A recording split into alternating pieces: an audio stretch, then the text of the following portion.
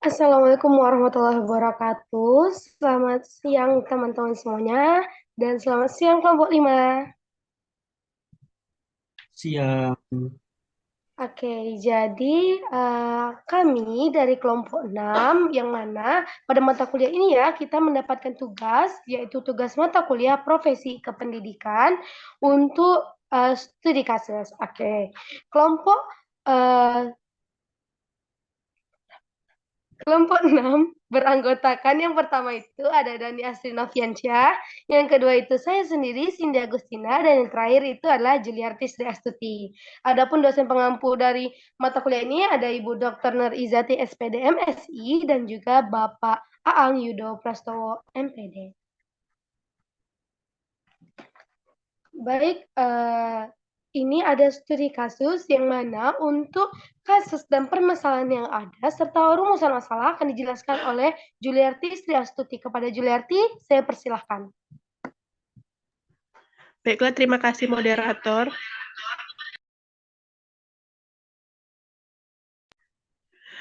Kami mengambil kasus tentang guru dikeroyok orang tua siswa usai tegur 8 murid merokok di kelas.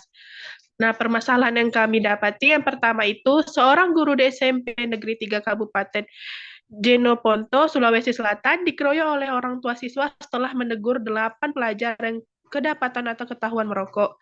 Yang kedua, korban yang merupakan seorang guru melaporkan kasus ini pada hari Rabu tanggal 26 Januari 2022 di Polsek Binamu. Hal ini disampaikan oleh Kasubsib PIDM Seksi Humas Polres Jenoponto, Aibtu Suryanto.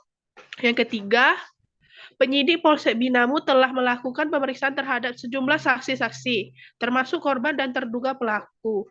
Dan didapatkanlah hasil bahwa terlapor sudah ditetapkan sebagai tersangka dan sudah diamankan, jelas Suryanto. Yang keempat, tersangka berinisial SP datang ke sekolah sambil marah-marah dan langsung memukul dan mencakar korban. Sehingga korban pun melaporkan kejadian tersebut ke Polsek Binamu, jelasnya. Rumusan masalah yang kami dapati, yang pertama ada mengapa terjadinya pengeroyokan guru oleh orang tua siswa? Yang kedua, bagaimana proses penegakan hukum terkait permasalahan pengeroyokan guru oleh orang tua siswa? Yang ketiga, bagaimana hubungan kompetensi sosial dengan kasus pengeroyokan guru oleh orang tua siswa? Yang keempat, apakah permasalahan ini wajar dalam dunia pendidikan? Yang kelima, apa solusi yang dapat diberikan terhadap permasalahan yang terjadi? Baiklah, saya kembalikan ke moderator.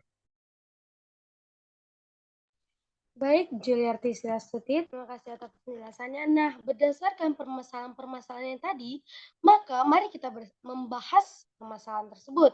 Pemberitaan terkait kekerasan dalam dunia pendidikan ini kan sudah sering kali ya kita dengar di media sosial dan juga tadi sudah dijelaskan oleh kelompok 5 sendiri itu sangat banyak kasus mengenai kekerasan di dalam dunia pendidikan ini, entah antara siswa sama siswa, siswa sama guru, bahkan guru dan orang tua siswa. Sebagaimana kasus yang akan kami juga bahas, berdasarkan data di atas, kita mengetahui bahwa adanya ketidakharmonisan hubungan antara orang tua dan juga guru atau sekolah.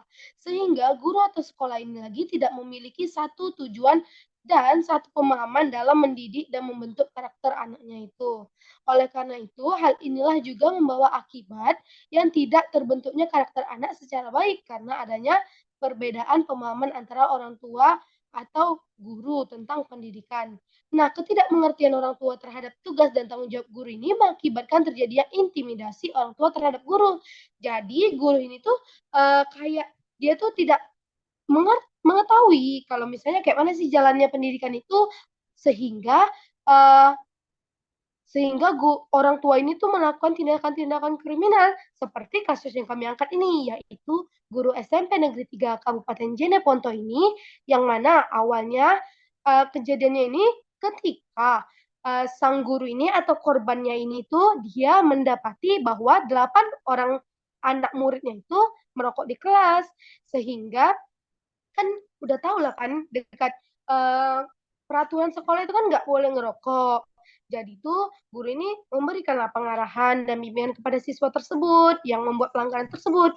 Namun, kita tak tahulah kenapa kebesokan harinya orang tua atau yang tersangka dengan inisial SP yang berumur 31 tahun ini datang ke sekolah sambil marah-marah dan langsung memukul dan mencakar korban.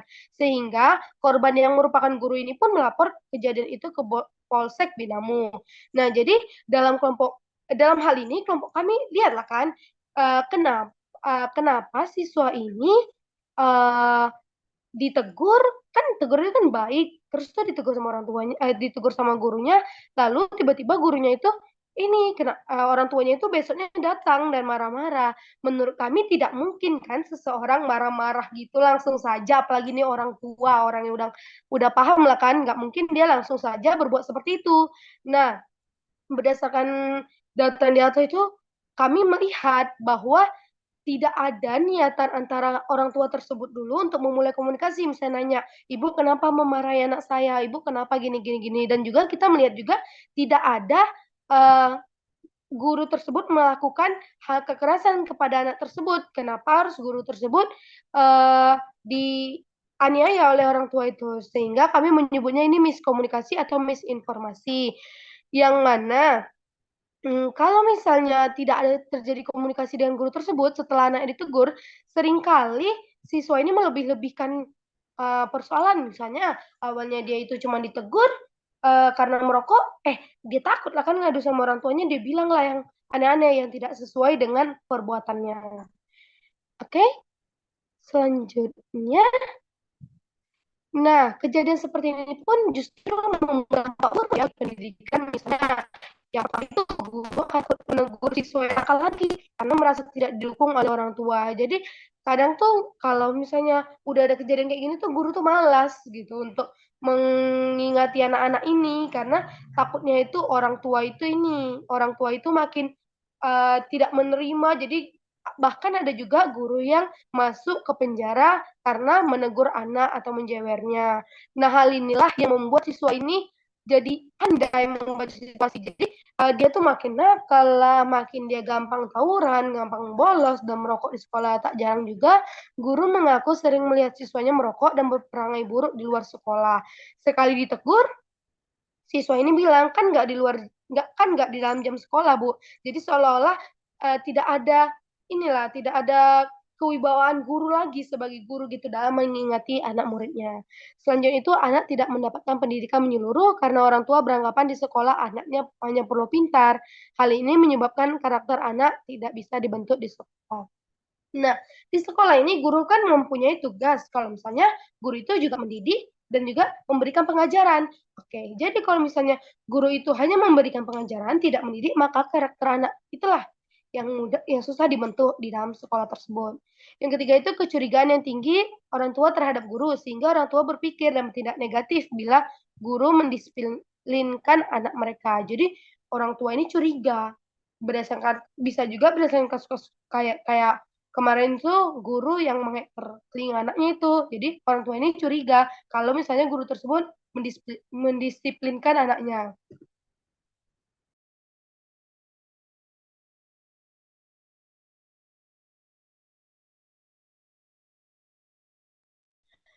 Selanjutnya, pendidik menjadi sosok yang menakutkan sehingga pendidikan tidak lagi menjadi sesuatu menyenangkan. Dan yang kelima, moral dari anak murid semakin hari tidak terkontrol karena disiplin bukan lagi suatu kewajiban dan tanggung jawab guru di sekolah. Adapun upaya-upaya yang dilakukan oleh pemerintah dan juga para penegak hukum untuk melindungi hak dan juga keamanan guru serta menciptakan sekolah yang aman dan nyaman dengan membuat peraturan hingga undang-undang yang akan melindungi guru dan dosen dalam melaksanakan tugasnya. Berikut adalah undang-undang dan peraturan yang ditetapkan. Sama seperti kelompok tadi juga, kelompok 5 ada juga Undang-Undang Nomor 20 Tahun 2003 tentang sistem pendidikan. Marah? Oke, jadi di sini ini banyak ya penghasilan, jaminan, penghargaan. Nah, yang terakhir, yang poin ke D inilah perlindungan hukum dalam melaksanakan hak atas hasil kekayaan dan intelektual. Jadi dalam melaksanakan tugasnya itu ada perlindungan hukum dari atasan yang dibuat untuk melindungi guru tersebut. Lanjut. Ada juga Undang-Undang Nomor 14 Tahun 2005, kita sudah sering mendengar ya tentang guru dan dosen ini. Ada juga tuh disebut bahwa prinsip tersebut antara lain memiliki jaminan perlindungan hukum dalam melaksanakan tugas keprofesionalan. Perlindungan dimaksud adalah hak atas kekayaan intelektual, memperoleh rasa aman dan jaminan keselamatan, dan melaksanakan tugas, memiliki kebebasan dalam memberikan penilaian, dan ikut menentukan kelulusan, penghargaan, atau sanksi. Nah, di sini sudah sangat jelas ya bahwa guru tersebut memang memiliki hak atas itu karena guru tersebut ya dia juga mendidik dan juga memberikan pengajaran kepada anak tersebut. Selanjutnya itu Permendikbud nomor 82 tahun 2015 tentang pencegahan dan penanggulangan tindak kekerasan di lingkungan satuan pendidikan. Nah, Permendikbud ini memang dibuat untuk khusus untuk mencegah dan menanggulangi tindak kekerasan di lingkungan satuan pendidik agar terciptanya kondisi proses pembelajaran yang aman, nyaman, dan menyenangkan sehingga terhindarnya semua warga sekolah dari unsur atau tindakan kekerasan. Permendikbud ini juga bertujuan untuk menumbuhkan kemampuan pergaulan yang harmonis dan kebersamaan antar peserta didik. Selanjutnya Permendikbud nomor 75 tahun 2016 tentang komite sekolah. Nah, ini juga lah komite sekolah itu juga harus bisa mendukung antara hubungan sekolah, orang tua, siswa dan juga guru. Oke, selanjutnya berdasarkan permasalahan di atas tadi, kita melihat sudah banyak ya masalah yang ada. Nah, bagaimana sih solusi kelompok kami berikan yang akan dijelaskan oleh Dani Astri Noviansyah. Kepada Dani, saya persilakan.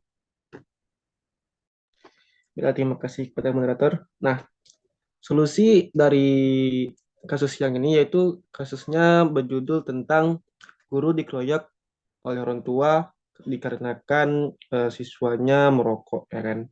Nah, berarti kan seperti yang tadi Cindy jelaskan atau Cindy paparkan bahwasanya tidak mungkinlah seorang orang tua tiba-tiba memukul gurunya kalau tidak ada salah, ya kan. Berarti ini adanya miskomunikasi terhadap orang tua dan gurunya. Nah, jadi solusi yang dapat kami berikan yaitu harus adanya menjalinkan relasi yang baik antara guru atau sekolah dengan orang tua. Nah, relasi yang baik antara orang tua dan sekolah itu apa sih? Apa saja sih? Nah, yang pertama itu parent meeting, nah, ya kan. Nah, parent meeting ini ialah pertemuan rutin antara orang tua dengan pihak sekolah yang mana dalam hal ini diwakili oleh guru dalam membahas perkembangan pendidikan dan karakter seorang anak di sekolahnya akan sangat menolong orang tua dan guru untuk dapat saling menginformasikan perkembangan anak dan menciptakan komunikasi yang baik antara orang tua dan sekolah. Nah, jadi parent meeting ini seperti kayak apa ya?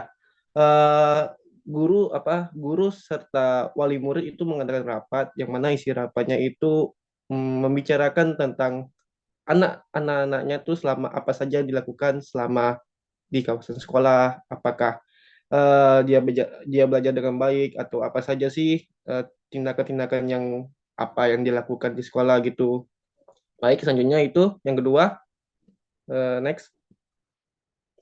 Yang kedua itu melibatkan orang tua dalam pembahasan program pembelajaran. Nah, orang tua dan guru kelas bertemu pada awal semester untuk membahas program-program kegiatan sepanjang semester. Wali murid dan sekolah bisa berdiskusi kegiatan apa saja yang akan dilakukan dan melibatkan orang tua dalam semua yang akan dilakukan. Nah, jadi kita sebagai guru juga bisa berdiskusi sama wali murid kegiatan apa saja yang akan kita lakukan selama satu semester ke depannya itu seperti apa gitu. Lalu yang ketiga itu menjalinkan komunikasi rutin melalui grup di sosial media, WhatsApp atau Facebook. Nah, jadi kan sekarang perkembangan teknologi memberikan banyak fasilitas yang bisa dimanfaatkan untuk menciptakan keterbukaan dan kecepatan informasi bagi banyak pihak yang sekarang ini, ya kan. Nah, jadi orang tua dan guru itu bisa menjalinkan komunikasi melalui WhatsApp dan juga Facebook. Misalnya ketika anak ini membuat masalah, ya kan, jadi tak perlu lagi lah menunggu-nunggu surat dari sekolah gitu, walaupun memang bisa juga sih dari surat, tapi kan lebih cepat menggunakan perkembangan zaman. Guru jadi bisa menginformasikan kepada wali murid ini melalui media sosial seperti WhatsApp atau Facebook. Lalu yang keempat itu memahami peran masing-masing. Nah, menyadari peran sebagai orang tua untuk menentukan perkembangan dan pertumbuhan anak, dan begitu juga sebaliknya. Karena itu, orang tua dan guru atau pihak sekolah perlu tukar pikiran untuk mengetahui tugasnya masing-masing. Keterbukaan dalam memahami peran masing-masing dapat mempermudahkan dalam mendidik seorang anak.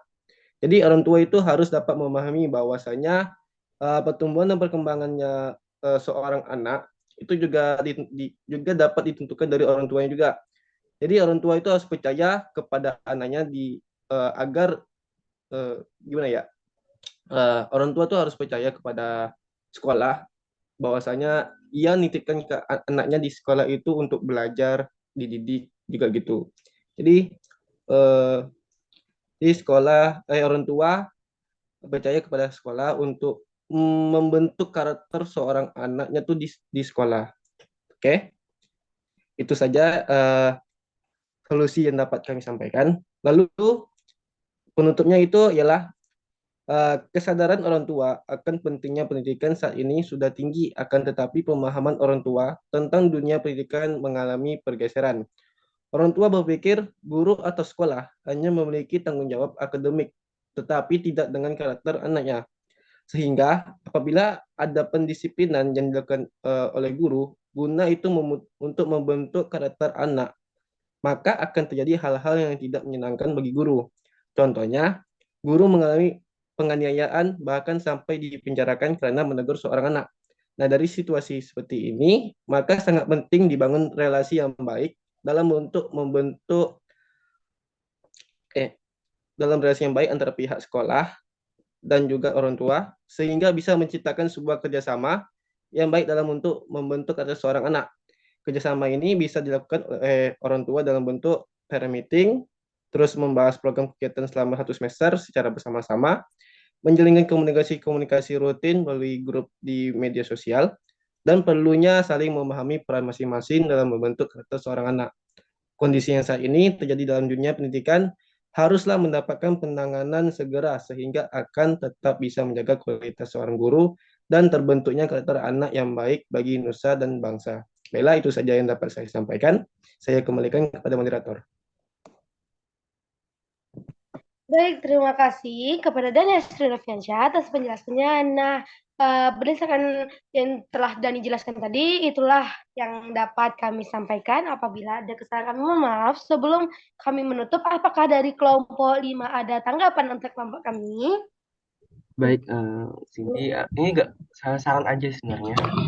Tadi kan di pengumpulan datanya itu Cindy hanya memakai satu kasus aja ya yang diberikan. Mungkin bisa ditambah lagi dengan kasus yang serupa sehingga menambah data dari yang Cindy ambil gitu, yang dari kelompok Cindy ambil gitu. Ya, jadi mungkin itu aja sih saran dari saya. Mungkin teman-teman ada yang mau nambah juga boleh. Izin menambahkan Cindy. Izin menanggapi maksudnya.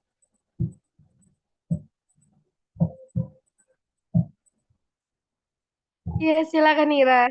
Nah, bagian rumitan masalah ini seharusnya kelompok penyaji itu bikin maksimal 2-3 saja. Karena ini terlalu banyak. Jadi di pembahasan baru kelompok penyaji masukkan gitu pembahasannya. Kemudian untuk solusi bagian nomor 3 ini, menjalin komunikasi rutin melalui grup di sosial media, WA atau Facebook. Nah, kita ketahui bahwa orang tua kita kan ada yang nggak punya HP atau nggak bisa main medsos gitu. Nah, itu menurut saya seharusnya solusi ini nggak dibuat gitu. Mungkin itu aja menurut saya. Izin nambahin. Mungkin maksud Ira tuh mungkin solusi ini bisa diganti dengan solusi lain gitu. Karena kan beberapa orang tua itu tidak memiliki sosial media ya. Apalagi orang-orang tua yang nggak zaman now gitu. Jadi perlu ada solusi yang baru atau yang baik gimana gitu. Mungkin itu aja.